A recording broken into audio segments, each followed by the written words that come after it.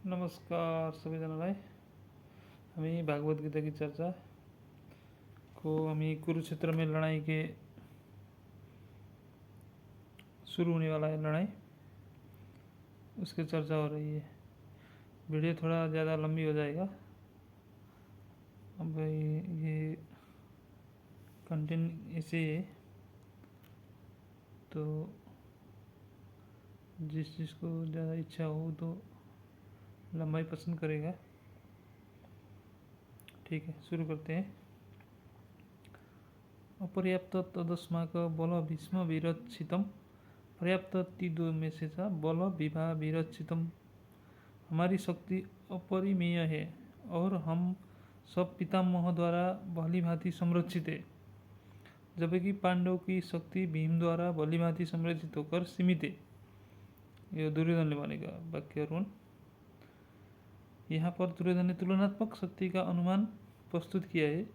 वो सोचता है कि अत्यंत अनुभवी सेनानायक भीष्म पितामह के द्वारा विशेष रूप से संरक्षित होने के कारण उसकी सशस्त्र सेनाओं की शक्ति अपरिमेय है। दूसरी ओर पांडवों की सेनाएं सीमित है, क्योंकि उनकी सुरक्षा एक कम अनुभवी नायक भीष्म द्वारा की जा रही है, जो भीष्म की तुलना में नगण्य है।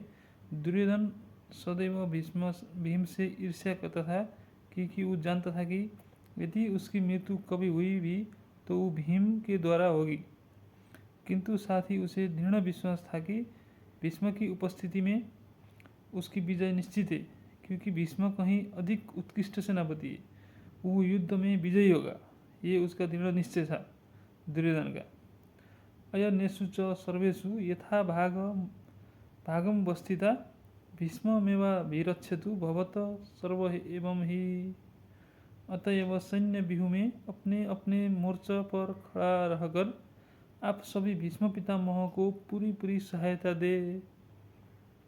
तात्पर्य था, भीष्म पितामह की शौर्य की प्रशंसा करने के बाद दुर्योधन ने सोचा कि कहीं अन्य योद्धा यह न समझ ले कि ये न समझ ले कि उन्हें कम महत्व दिया जा रहा है। अतः दुर्योधन ने अपने सहज कूटनीतिक ढंग से स्थिति संभालने के उद्देश्य से उपयुक्त शब्द कहे। उसने बलपूर्वक कहा कि भीष्मदेव निसंदेह महानतम योद्धा है, किंतु अब वो वृद्ध हो चुके हैं। अतः प्रत्येक सैनिक को चाहिए कि चारों ओर से उनकी सुरक्षा का विशेष ध्यान रखे, और हो सकता है कि वो किसी एक दिशा में युद्ध करने में लग जाए और शत्रु इस व्यस्तता का लाभ उठा ले। अतः ये आवश्यक है कि अन्य योद्धा मोर्चों पर अपनी अपनी स्थिति पर अड़िग रहे और शत्रु को व्यूह न तोड़ने दे। दुर्योधन को पूर्ण विश्वास था कि कौरवों को विजय भीष्मदेव की उपस्थिति पर निर्भर है।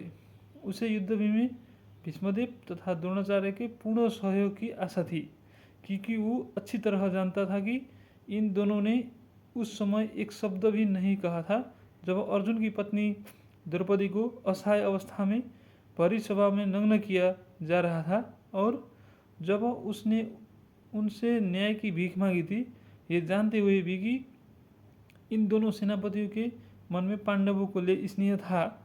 दुर्योधन को आशा थी कि वो इसे स्नेह को उसी तरह त्याग दे जिस तरह उन्होंने धृतकीर्णा के अवसर पर किया था।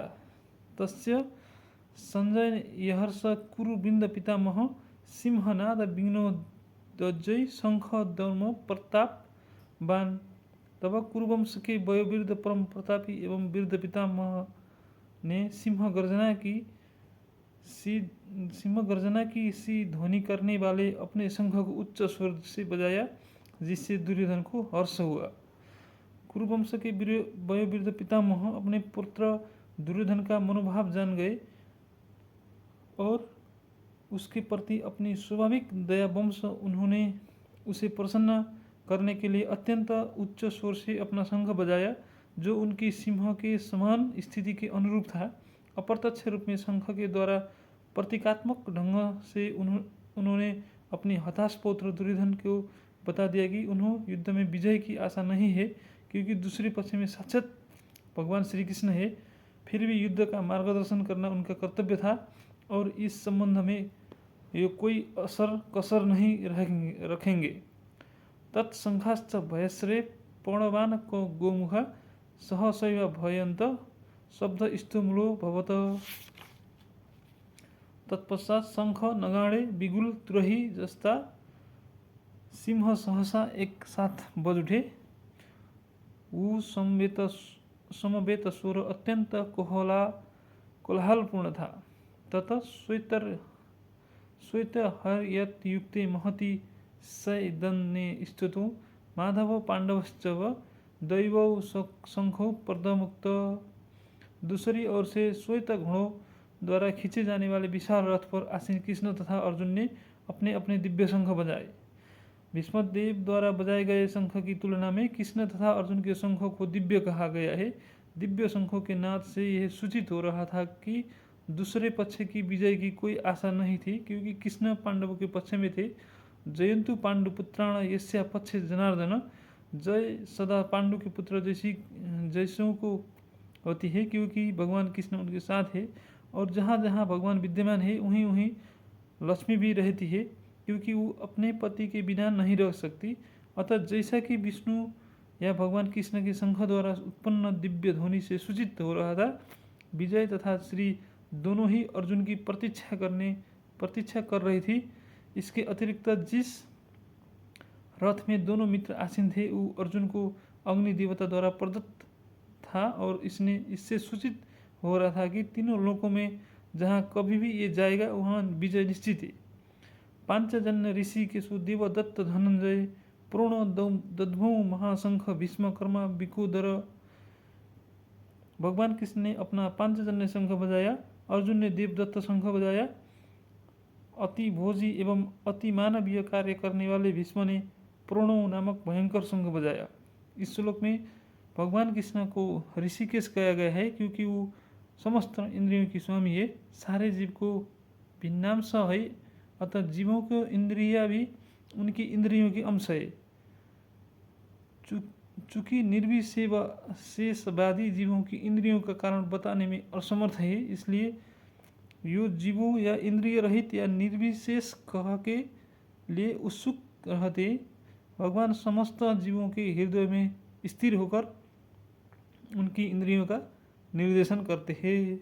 किंतु वो इस तरह निर्देशन करते हैं कि जीव उनकी शरण ग्रहण कर ले, और विशुद्ध भक्त की इंद्रियों का तो वो प्रत्यक्ष निर्देशन करते। यहाँ कुरुक्षेत्र की युद्ध भूमि में भगवान कृष्ण अर्जुन की दिव्य इंद्रियों का निर्देशन करते हैं, इसलिए उनको ऋषिकेश कहा गया है। भगवान के विविध कार्यों के अनुसार उनके भिन्न भिन्न नाम है। उदाहरण अर्थ इनका एक नाम मधुसूदन है, क्योंकि उन्होंने मधु नाम के असुर को मारा था। वो गोमु तथा इंद्रियों को आनंद देने के कारण गोविंद कहलाते। वसुदेव के पुत्र होने के कारण इनका नाम वसुदेव है। देवकी को माता रूप में स्वीकार करने के कारण इनका नाम देवकी नंदन है। वृंदावन में यशोदा के साथ बाल लीलाएं करने के कारण इनको नाम यशोदानंदन है। अपने मित्र अर्जुन का सारथी बनने के कारण पार्थ सारथी है। इसी प्रकार उनका एक नाम ऋषिकेश है, क्योंकि उन्होंने कुरुक्षेत्र के युद्ध स्थल में अर्जुन का निर्देशन किया था। इस श्लोक में अर्जुन को धनंजय कहा गया है, क्योंकि जब इनके बड़े भाई को विभिन्न यज्ञ संपन्न करने के लिए धन की आवश्यकता हुई थी, तो उसे प्राप्त करने में उन्होंने सहायता की थी। इस प्रकार भीम बिरकोदर कहलाते हैं, क्योंकि जैसे भी अधिक खाते हैं उसी प्रकार वे अति मानवीय कार्य करने वाले हैं। जैसे हिंदी बामसुर का वध, अतः पांडवों के पक्ष में श्री कृष्ण इत्यादि विभिन्न व्यक्तियों द्वारा विशेष प्रकार के शंखों का बजाया जाना युद्ध करने वाले सैनिकों के लिए अत्यंत प्रेरणाप्रद था। विपक्ष में ऐसा कुछ न था, न तो परम निर्देशक भगवान कृष्ण थे, न ही भाग्य की देवी श्री। अतः युद्ध में उनकी पराजय पूर्व निश्चित थी। शंखों की ध्वनि मानो यही संदेश दे रही थी। अनंत विजय राजा कुंती पुत्र युधिष्ठिर नकुल सहदेव स सुगो स मणिपुष्पकं काश्यच परमेश्वस शिखंडी च महारथ दृष्ट घुम्नो विराटस्य सात्विक श्रापराजित द्रुपदो द्रुपद्यास्य सर्वस्व पते सौंदर्भ महाबाबू शंखादमु पृथक पृथक। हे राजन, कुंती पुत्र राजा युधिष्ठिर ने अपना अनंत विजयी नामक शंख बजाया तथा नकुल और सहदेव ने सुघोष एवं मणिपुष्पक शंख बजाया। महान धनुर्धर काशीराज, परम योद्धा शिखंडी, धृष्टद्युम्न, विराट, अजेय, सात्विक, द्रुपद, द्रौपदी के पुत्र तथा सुभद्रा के महाबाहु पुत्र आदि सबों ने अपने अपने शंख बजाया। तात्पर्य, संजय ने राजा धृतराष्ट्र को अत्यंत चतुराई से बताया कि पांडु के पुत्र को धोखा देने तथा राज्य सिंहासन पर अपने पुत्रों का आसीन कराने की यह अविवेकपूर्ण नीति श्लाघनीय नहीं थी। लक्षणों से पहल से ये सूचित हो रहा था कि इस महायुद्ध में सारा कुरुवंश मारा जाएगा। भीष्म पितामह से लेकर अभिमन्यु तथा अन्य पुत्र तक विश्व के अनेक देशों के राजाओं समेत उपस्थित सारे के सारे लोगों का विनाश निश्चित था।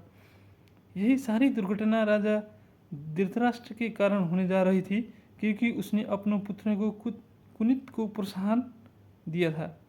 सघोषो धातृराष्ट्रा धृतराष्ट्रांगण हृदयानि वेदारयत नवश्च पृथ्वी चैव तुमुलो भयो न दयन तुमुलो भयो न नादय।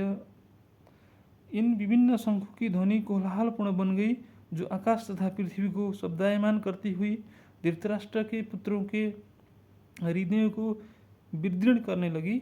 जब भीष्म तथा दुर्योधन के पक्ष के अन्य वीरों ने अपने अपने शंख बजाए तो पांडवों के हृदय विदीर्ण नहीं हुई। ऐसी घटनाओं का वर्णन नहीं मिलता, किंतु इस विशिष्ट श्लोक में कहा गया है, पांडव पक्ष के शंखनाद से धृतराष्ट्र के पुत्रों के हृदय विदीर्ण हो गई। इनका कारण स्वयं पांडव और भगवान कृष्ण में उनका विश्वास है। परमेश्वर की शरण ग्रहण करने वाले को किसी प्रकार का भय नहीं रह जाता है, चाहे वो कितनी ही विपत्ति में क्यों न हो। अथ व्यवस्थित दान दृष्टा धारती राष्ट्र कपिन्ध्वज प्रवृत्ति शस्त्र संपाते धनुर्धम्य पांडव ऋषिकेश तदा वाक्य मिदमाह महीपते।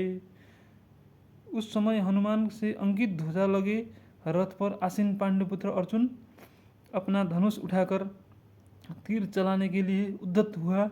हे राजन, धृतराष्ट्र को पुत्रों को व्यूह में खड़ा देखकर अर्जुन ने श्री कृष्ण से ये वचन कहे। युद्ध प्रारंभ होने ही वाला था। उपयुक्त कथन से ज्ञात होता है, पांडवों की सेना की अप्रत्याशित व्यवस्था से धृतराष्ट्र के पुत्र बहुत कुछ निरुत्साहित थे, क्योंकि युद्धभूमि में पांडवों का निर्देशन भगवान कृष्ण के आदेश अनुसार हो रहा था। अर्जुन की ध्वजा पर हनुमान का चिन्ह भी विजय का सूचक है, क्योंकि हनुमान ने राम तथा रावण युद्ध में राम की सहायता की थी, जिसमें राम विजयी हुए थे। इस समय अर्जुन की सहायता के लिए उनके रथ पर राम तथा हनुमान दोनों उपस्थित थे। भगवान कृष्ण साक्षात राम है और जहाँ भी राम रहते हैं वहाँ उनका नित्य सेवक हनुमान होता ही है, तथा उनकी नित्य संगिनी वैभव की देवी सीता उपस्थित रहती है।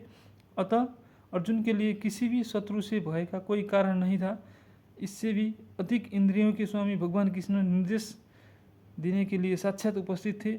इस प्रकार अर्जुन को युद्ध करने के मामले में सारा सत परामर्श प्राप्त था। ऐसी स्थिति में जिनकी व्यवस्था भगवान ने अपने शाश्वत भक्त के लिए की थी, निश्चिंत विजय के लक्षण स्पष्ट थे। अर्जुन उवाच सेनायोरु भयो मध्ये रथ इस्पाच मे च्युत यावदेता निरीक्षेह यद्दुकामान वस्थितान् कर्मया सह युद्धवे ममिश्रणं शुद्ध में।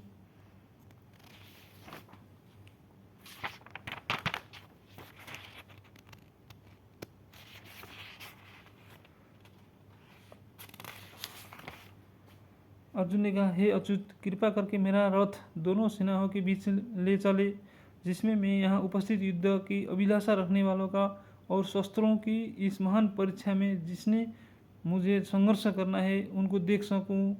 यद्यपि श्री कृष्ण साक्षात श्री भगवान है, किंतु कि अहेतु की कृपा वंश अपने मित्र की सेवा में लगे हुए हैं। वो अपने भक्तों पर स्नेह दिखाने में कभी नहीं चूकते। इसलिए अर्जुन ने उन्हें अच्युत कहा है। सारथी रूप में उनने अर्जुन का आज्ञा का पालना करना था और इन्होंने इसमें कोई संकोच नहीं किया, अतः उन्हें अच्युत कहकर संबोधित किया गया है। यद्यपि उनने अपने भक्त का सारथी पद स्वीकार किया था, किंतु इससे उनकी परम स्थिति अक्षुण्ण बन रही। प्रत्येक परिस्थिति में वो इंद्रियों के स्वामी श्री भगवान ऋषिकेश से भगवान तथा उनके सेवक का संबंध अत्यंत मधुर एवं दिव्य होता है। सेवक स्वामी के सेवा करने के लिए सदैव उद्यत रहता है और भगवान भी भक्त की कुछ न कुछ सेवा करने को कोशिश में रहते हैं। वो इसमें विशेष आनंद का अनुभव करते हैं कि वो स्वयं आज्ञादाता न बने, अपितु उनके शुद्ध भक्त उन्हें आज्ञा दे।